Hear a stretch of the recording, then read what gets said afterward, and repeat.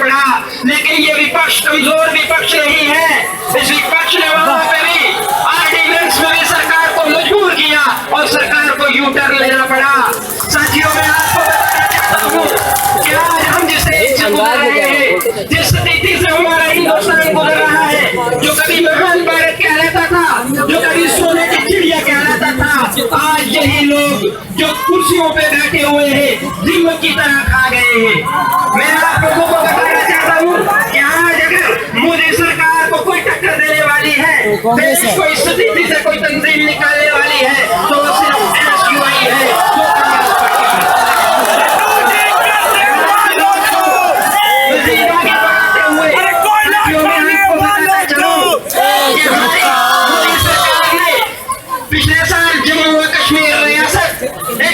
तूफान से गुजरी जिसमें करोड़ों के मालों का नुकसान हुआ, लोगों की जायदाद बह गई, हजारों लोग बेघर हुए। वहां की रीजनल पार्टी PDP ने बीजेपी के साथ ये सोचकर अलायंस किया कि हमें मरकज से खजाने खुल जाएंगे और बहुत सारा पैसा मिलेगा। लेकिन साथियों, 1 साल से आपको गुजर गया, मोदी सरकार ने 1000 करोड़ रुपया देने की बात की थी, आज तक स्वच्छ भारत भाई कैमरा भाई स्वच्छ भारत आज पाकिस्तान ने पिछले 1 सालों में मोदी का स्वच्छ भारत नहीं चलेगा भाई। अगस्त के महीने में 50 से अधिक बार शीलिंग की गई, जिसमें हमारे 10 से 15 कीमती जानें ज़ाया हुई है। तो हमारा वो 56 इंच का सीना कहीं सुपरकर 5.6 इंच का नहीं हो गया। मोदी जी, तुमने कहा था मैं हिंदुस्तान को गुजरात के मॉडल पे बनाऊंगा। मैं आज के इस मंच से पूछना चाहता हूँ कि हार्दिक पटेल क्यों 5 लाख लोगों को लेकर सड़क पे उतरता है और ये चीज गुजरात तक महसूस नहीं रहेगी। मोदी जी, अगर आपकी सरकार ने यही रवैया अपनाया तो पूरे देश में एक कारवां उठेगा जो कश्मीर से कन्याकुमारी और बंगाल, गुजरात से बंगाल की खाड़ी तक नक्सलवाड़ी आएगी। साथियों, अब आइए जरा मैं आपके सामने पोस्टमार्टम करता हूँ अपने JNU के कैंपस की। गुलिस्तान करने को एक ही उल्लू काफी था, गुलिस्तान करने को एक ही उल्लू काफी था, शाह पे उल्लू बैठा है।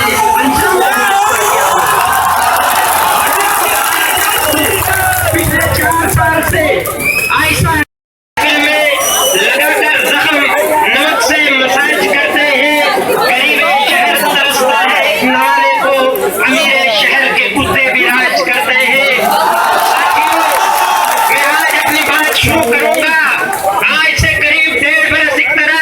सरकार से, जिस सरकार ने बड़े बड़े वादे किए थे, जिस सरकार ने जन धन योजना की बात की थी, जिस सरकार ने अच्छे दिनों के सपने दिखाए थे, जिस सरकार ने मेक इन इंडिया की बात की थी और जिस सरकार ने यहाँ की हिंदुस्तान को एक गुजरात के मॉडल में बनाने की बात की थी।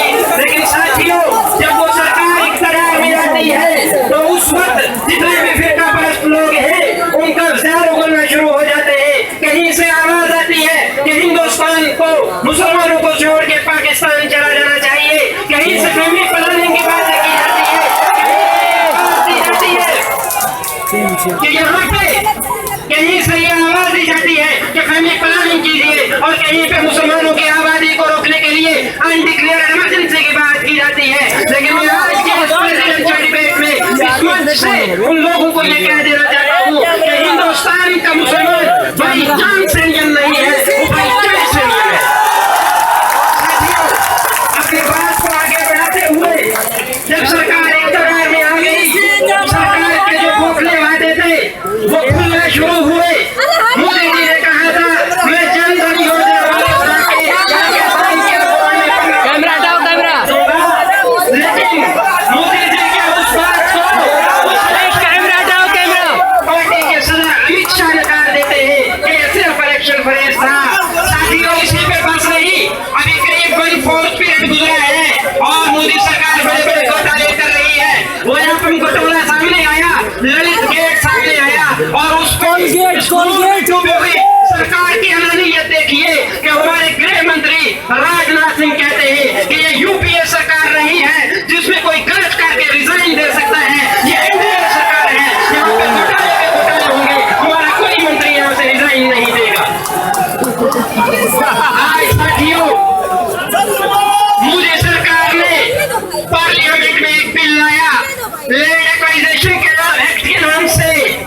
जिसमें अडानी और अंबानी को फायदा तो हो सकता है, हमारे हिंदुस्तान की कैपिटल स्टेट को फायदा तो हो सकता है, लेकिन देश के किसानों को, देश के गरीबों को, देश की युवा को उसे कोई फायदा नहीं था।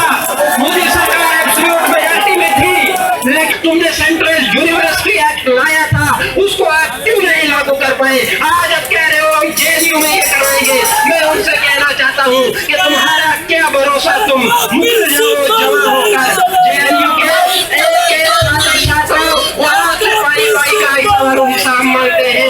ऐसे वालों मैं आपसे पूछना चाहता हूँ, आपकी पार्टी थी डीएसएफ, अगर आप लोग चाहते हैं कि यहाँ पे एबीवीपी वाले फोर्सेज ना आए, अगर आप लोग चाहते हैं कि आयशा को जेएनयू को छुटकारा दिलाए, तो मुझे बताइए आपने ग्रेड अलायंस डीएसएफ के साथ क्यों नहीं किया?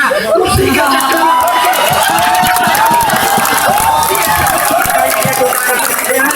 मैं सारे छात्राओं से ये रिक्वेस्ट करता हूँ कि अब वक्त आ चुका है बदलाव का, अब वक्त आ चुका है जागने का। और 4 साल से इक़्तिदार में रही इस यूनियन को टक्कर देने का, इसको दमदार शिकस्त जवाब देने का। साथियों, आप लोगों का मैंने जितना वक्त लिया, मैं आपसे रिक्वेस्ट करता हूँ कि आप कल 11 तारीख को आइए और ऐसी यूनियन को वोट दीजिए।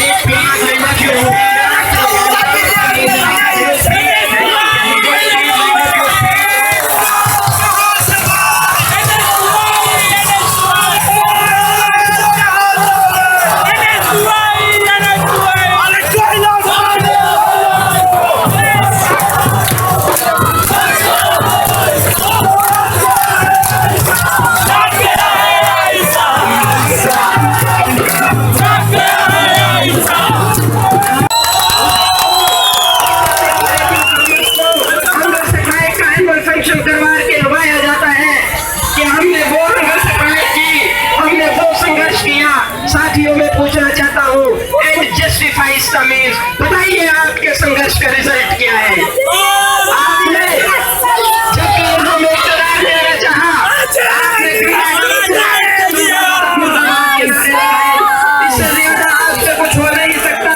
जब भी आप बाहर जाते हो पुलिस से खाली लाठी चार्ज खाते हो, लेकिन पार्लियामेंट में अगर कोई मोदी सरकार को टक्कर देने वाला है तो कांग्रेस है, वो एनएसयूआई है। मैं आपको आगे बताना चाहता हूँ कि यहाँ पे हमारी आयशा की जो टोकरिज्म की पॉलिटिक्स होती है, अच्छा, जिसने और जो ये ललकार के कहते हैं कि हमने वहाँ माइनॉरिटी को रिप्रेजेंटेशन दी है, लिहाजा माइनॉरिटी का हक बनता है कि वो हमें वोट दे। जो यहाँ तक कहते हैं कि लास्ट ईयर जब एक माइनॉरिटी कैंडिडेट इलेक्शन लड़ने के लिए आता है तो उसके खिलाफ सरेंडर पॉलिटिक्स चलाई जाती है, कि उसने एक हिंदू से शादी कर रखी है। बात करते हैं जिसको जेएनयू कैंपस आप बताना चाहते हैं कि जेएनयू का कैंपस ऐसा है, तो मुझे बताइए आप ये सिलेंडर पॉलिटिक्स कब तक खेलोगे? जब आज कोई भी कैंडिडेट इलेक्शन लड़ना चाहता है तो आप उसके पेरेंट्स को फोन करवाते हैं, आप उसके टीचर को बोलते हैं कि आपके बच्चे का मुस्तकबिल दांव पे लग चुका है, लिहाजा आपका बच्चा इलेक्शन लड़ रहा है और उससे आपने चला देने के बाद मैं आपको बताना चाहता हूँ कि आज ऐसा के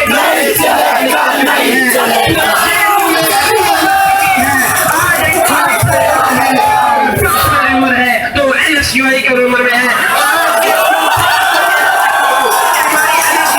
आने वाले इलेक्शन में 11 तारीख को और 14 तारीख के रिजल्ट को आपके सामने रिजल्ट होगा। हमारे नौजवान, हमारी यहाँ की युवा पीढ़ी सोच चुकी है कि अब ये टोकरिज्म की पॉलिटिक्स, सरेंडर पॉलिटिक्स, हुआ कार की पॉलिटिक्स, शोर शराबा की पॉलिटिक्स और मुर्दाबाद की पॉलिटिक्स नहीं चलेगी, ये कंस्ट्रक्टिव थिंकिंग की पॉलिटिक्स चलेगी। एजेंडा के साथ आपको आना होगा। और साथियों आगे बढ़ता हूँ, मेरा वक्त करीब आता जा रहा है। हमारे कुछ